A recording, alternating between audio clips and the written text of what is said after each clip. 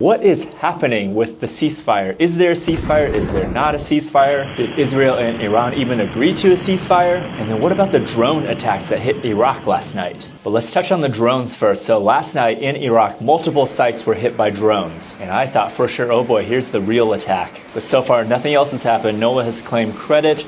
Radar installations were destroyed, but there were no reports of casualties. The fact that they attacked radar installations tells me that someone didn't want Iraq to see what was happening in their skies, because the placement of the attacks is directly between Israel and Iran. Makes me think of the USS Liberty incident. On June 8th, Israel attacked the USS Liberty. 34 crew members were killed and 171 were wounded.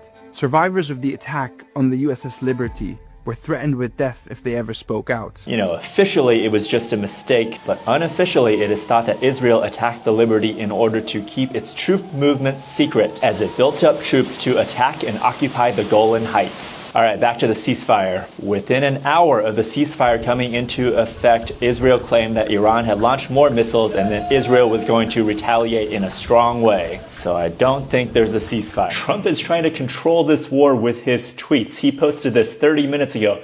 Israel, do not drop those bombs. If you do, it is a major violation. Bring your pilots home now. Donald J. Trump, President of the United States. And both sides launched devastating attacks in the hours before this supposed ceasefire, with a bomb shelter in Israel being directly hit, reports 4 dead, 22 wounded there. Just the announcement of the ceasefire was bizarre. Trump went on in one of his rants with his all caps and word salad, and when he announced it, it appeared that both Israel and Iran didn't know about the ceasefire. And very importantly, Iran only stated that they will stop retaliation if Israel stops attacking, not that they had agreed to a ceasefire. It looks to me like Trump simply declared a ceasefire in the same way that Michael Scott just declared bankruptcy.